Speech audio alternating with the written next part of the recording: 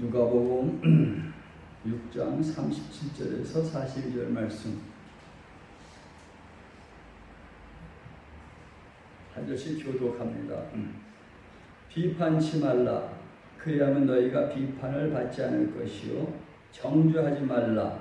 그리하면 너희가 정죄를 받지 않을 것이요. 용서하라. 그리하면 너희가 용서를 받을 것이요. 그리하면 너희에게 줄 것이 곧 기대어 누르고 너는 수고하여 너희에게 안겨주리라. 너희의 행하는 그 행위로 너희도 행함으로 받을 것이다. 또 비유로 말씀하시되 소경이 소경을 인도할 수 있느냐?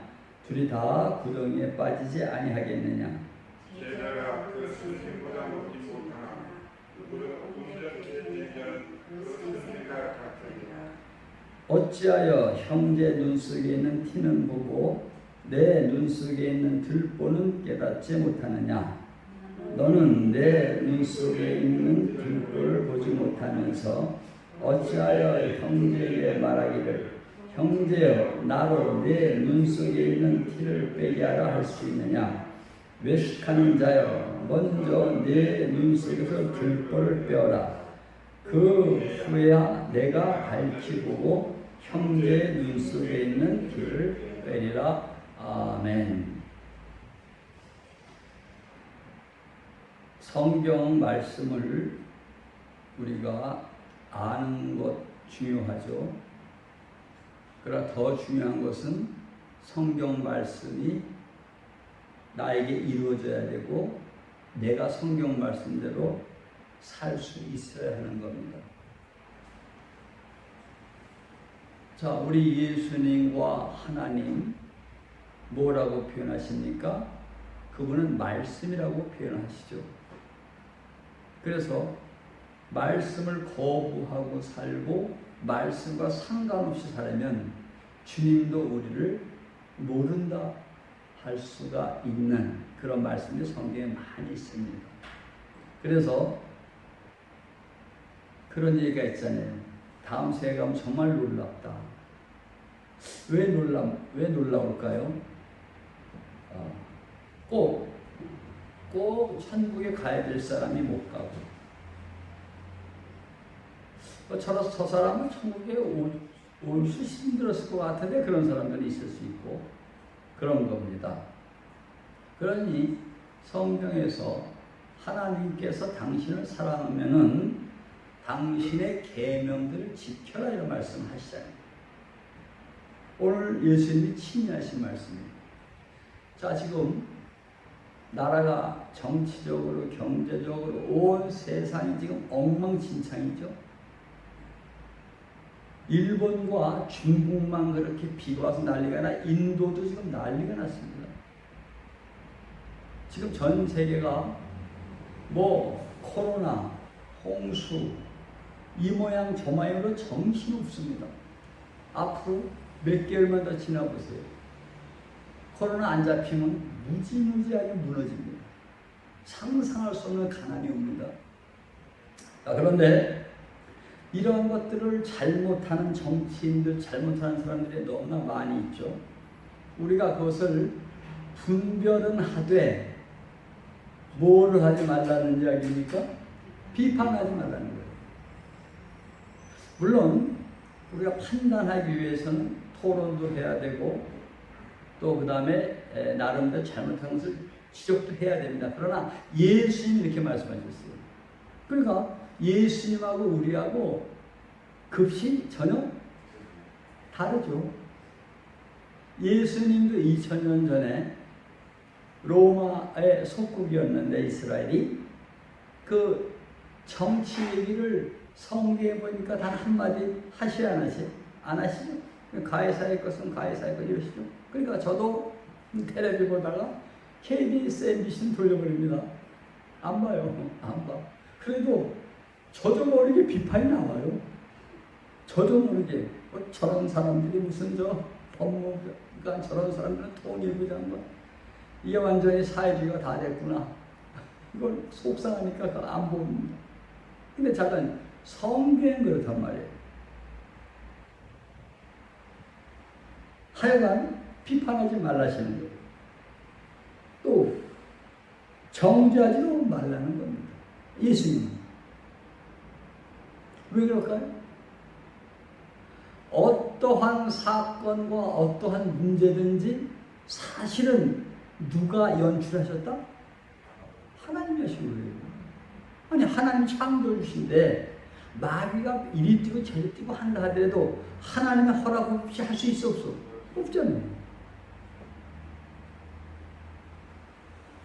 그래서 우리가 처해 있는 환경과 잘못되는 게 의문도 일어나고 나름대로 여러 가지 표현할 수는 있지만은 성경은 그렇단 말이에요. 그리고 모든 걸 다 뭐하라? 용서하라. 그리하면 너희가 용서를 받는다 그래요. 그럼 자, 이렇게 못 사는 저나 여러분들이 이 말씀을 딱 기다칠 때에 가슴이 막 저려와야 되는 거예요.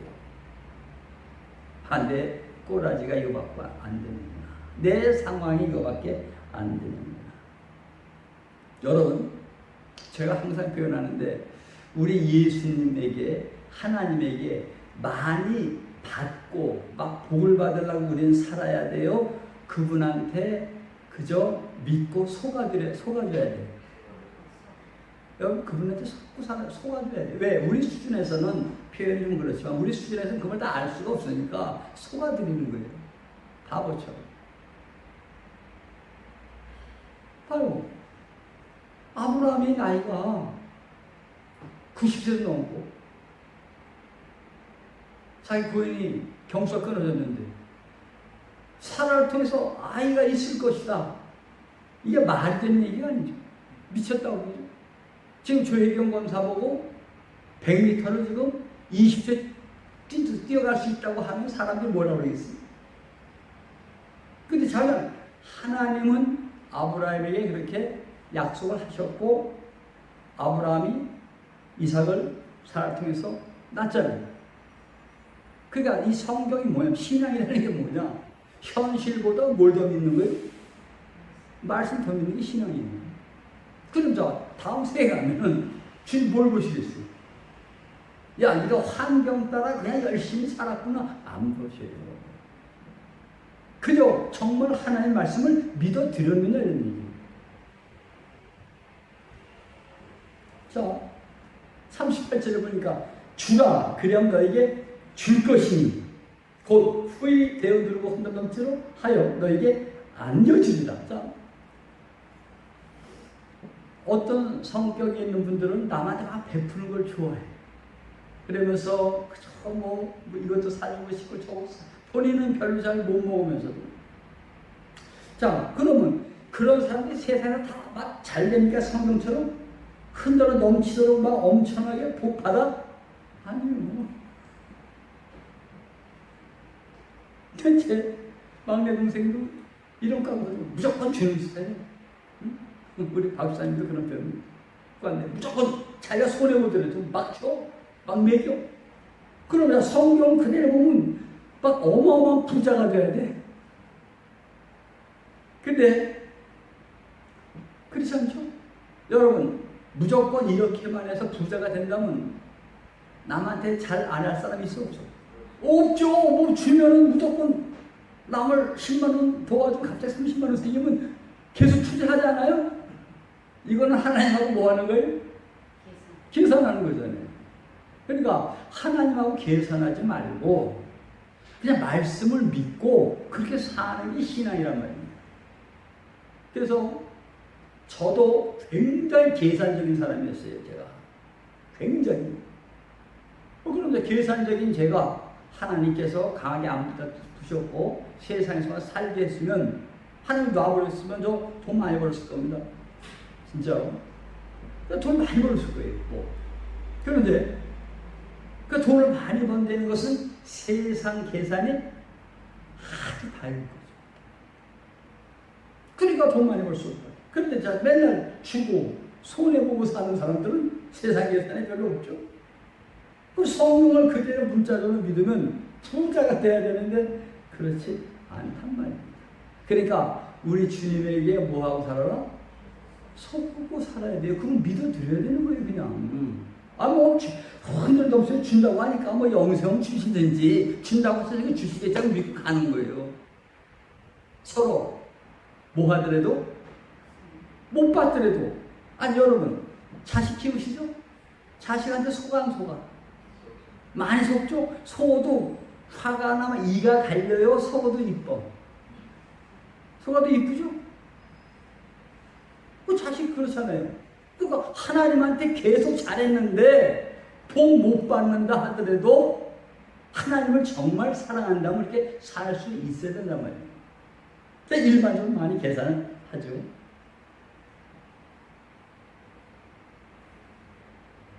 또 예수님 비유로 말씀하십니다. 자, 소경이 소경을 인도할 수 있느냐? 둘이 다 구덩이에 빠지지 아니하겠느냐? 자, 왜 소경과 소경을 말씀하십니까? 바리새인들에게 하시는 말씀인데 너희들의 소경이라 이러니 뭘 비판하고 정죄하고 용서하지 못하고 계산적으로 하나님 섬기며 사는 너희들은 뭐라? 소경이에요. 하나님하고 계산하는 건 소경이에요. 그러니까 지금 수많은 교회에서 소경으로 있는데 예수님 믿으면 하나님 믿으면 들어가도 복을 받고 나가도 복을 받고 막 그런 설교들 많이 하잖아요.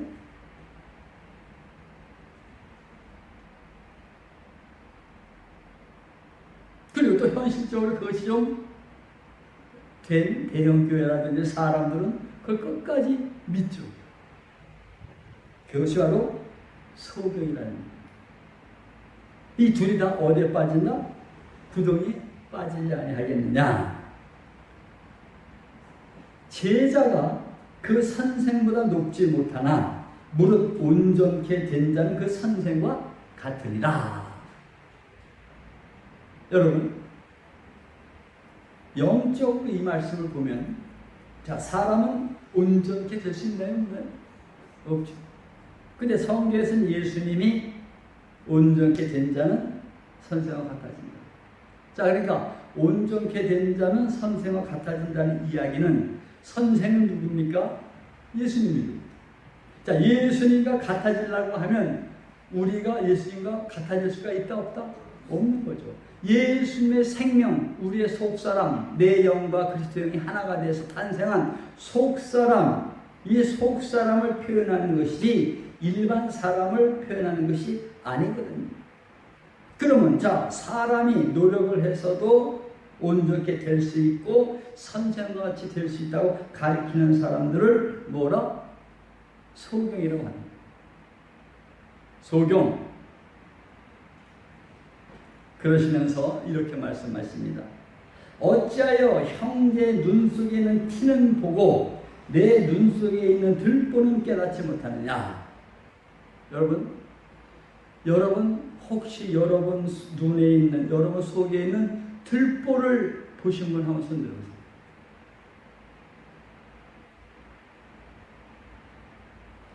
자, 티눈이 보기가 쉽습니까? 들보가 보기 쉽습니까? 자, 들보가 뭔지 아시죠? 집에 옛날 한옥에 대들보라고 있죠. 대들보. 이 들보라는 게 뭐냐면 집을 지을 때에 기둥을 세워요. 반드시 집에는 기둥 세워야 되죠. 기둥을 연결하는 큰 그 나무가 대들보입니다. 이거는 우리나라뿐만이 아니라 전 세계 집을 지을 때 어떤 건축이든지 다 기둥을 세우면 반드시 뭘 해야 돼? 들보를 해야 그게 지붕을 얹고 다 할 수 있는 거예요. 그러면 그 들보가 얼마나 중요한 거냐면 집을 질 때도 한옥 질 때도요. 밑에 기초수리가 기둥 다 세우고 한 다음에 상냥식이라고 해서 들보 올릴 때 엄청난 잔치를 하고 난리쳐요. 그만큼 중요한 겁니다. 그러면 그렇게 중요한 거니까 너무나 큰 것이니까 보여야 돼, 안 보여야 돼? 당연히 보여야 되는 거예요. 이걸 못 본다. 내 속에 있는 들보를 못 본다. 통곡해야 하는 거예요. 성경은. 자, 예수님 말씀하세요. 자, 형제에서 눈 속에 있는 티는 보고 왜 네 눈 속에 있는 들보를 깨닫지 못하느냐. 이 말씀이 사람들이 형제의 눈 속에 있는 티는 자꾸 봐줘. 보려고 또 해. 근데 자기 속에 있는 들보는 봐 못 봐. 못 본답니다. 자, 42절에 너는 내 눈 속에 있는 들보를 보지 못하면서 어찌하여 형제에게 말하기를 형제여 나로 네 눈 속에 있는 티를 빼게 하라 할 수 있느냐. 외식하는 자여 먼저 네 눈 속에서 들보를 빼어라. 자, 예수 친히 하신 말씀이에요. 내 눈에 들보가 있는 걸 빼야만 되는 거예요. 자, 요걸 못 빼면 뭐예요? 소경이에요. 눈 뜨고 뭘 확실하게 판단하면서 세상에 사람들 살죠? 전부 소경이란 말입니다. 이 들보를 빼야 되는데.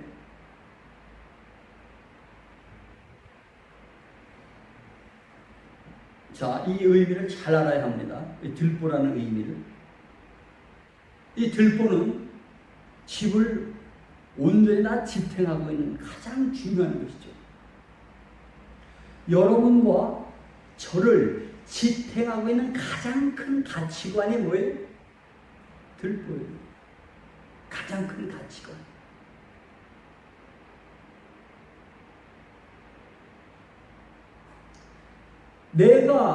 여러분이 내 가치관을 꼭 갖고 있으면 절대로 형제 눈에 있는 티를 뺄 수가 있다 없다? 못 빼요. 우리가 자식을 키우잖아요. 자식들이 다 마음에 드는 건 아닐 수 있잖아요. 저런 것을 눈에 티를 좀 빼주고 싶어. 이거 좀 고쳐주고 싶어. 아무리 노력해도 안 됩니다. 왜? 성경을 보니까 우리 속에 있는, 내 눈 속에 있는 뭘 빼내야 돼? 들보를 빼내야 돼. 세상에 많은 심리학이 있고 처세하는 방법이 있고 수도 없는 학자들이 있어요. 근데 우리는 하나님을 믿는 사람들이잖아요. 성경에서 예수님 친히 말씀하시잖아요. 네 눈 속에 있는 들보를 빼야만 된다. 네 눈 속에 있는 들보를 빼야만 형제 눈에 있는 티눈이 보인다는 얘기죠. 그러면 내가 들보를 빼내지 않는 상태에서 형제의 티눈이 보이면 뭐만 해? 비판과 정정을 합니다. 비판과 정정을 합니다. 제가 가장 행복한 시간 중에 하나가 뭐냐면 사람들을 불쌍히 여깁니다. 제가 어쩔 때는 그 사람이 약간 싫은 기분도 들고 미운 기분 드는 사람들도 있어요. 그런데 묵상하면서 그들을 불쌍해 볼 때 가장 행복해요. 자, 그들을 불쌍해 보니까 그들이 나한테 잘못한 것, 그들과 어떤 갈등이 별로 중요한 게 아니에요. 왜? 불쌍하니까. 그래서 하나님이 우리를 어떤 형식으로 사랑하시는가 불쌍히 보는 거예요. 어떤 문제를 바꿔야 되고 어떤 자식 문제를 뭐가 됐든지 고쳐야 되고 수많은 문제들이 있는데 이걸 내 들보를 안 빼면은 정죄와 비판밖에 안 된단 말이에요. 내 들보를 빼버려야만 내 가치관을 벗어버려야만 내가 옳다 생각한 거 내가 뭐하다 생각한 걸 다 버려버려야 내 가치관을 다 버려버려야 형제 눈에 있는 티눈이 보이기 시작하고 그거를 뺄 수가 있다는 얘기죠. 근데 들보를 우리가 우리 힘으로 뺄 수가 있다 없다? 없습니다. 주님한테 부탁해야죠. 주님, 제가 판단하고 생각하는 모든 이 들보와 같은 것들 주님 성령의 불로 태워주시든지 이걸 삼켜주시든지 이걸 다 없애버리시고 주님과 같이 마음을 가지고 남을 불쌍히 여기면서 저 형제 속에 있는, 사랑하는 형제 속에 있는 티눈을 보면서 그걸 뺄 수 있게 해주시옵소서. 40절에 보니까 너는 네 눈 속에 있는 들보를 보지 못하면서 어찌하여 형제에게 말하기를 형제여 나로 네 눈 속에 있는 티를 빼게 하려 할 수 있느냐. 외식하는 자야 먼저 네 눈 속에서 들보를 빼어라. 그 후에야 네가 밝히 보고 형제 눈 속에 있는 티를 빼리라. 밝히 봐야 형제 눈에 있는 티를 뺄 수 있지. 그렇지 않으면 못 뺀다는 이야기입니다.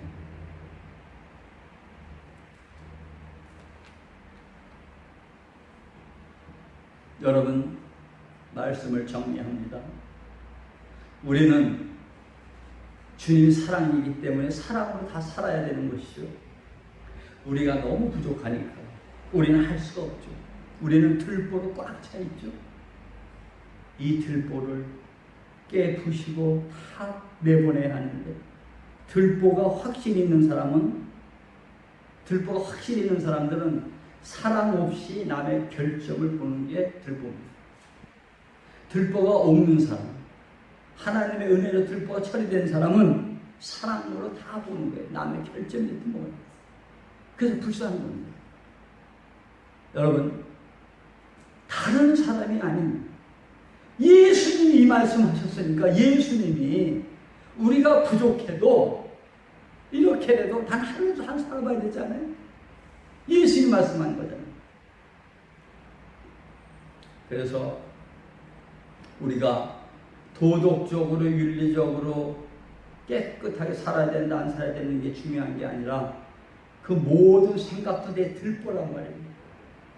아, 이것을 과감하게 내려놓고 나를 포기하고 정말 형제 속에 있는 그 티눈을 사랑함으로 봐야지, 안타까움으로 봐야지. 미우면서 보면은 티눈 빼주겠어요? 보이지도 않지, 미우면. 그래서 사랑으로 우리에게 살라고 하십니다. 하나님의 사랑이니 내가 너희를 사랑하니 너희도 서로 사랑하며 살아라. 이게 예수님의 말씀이잖아요.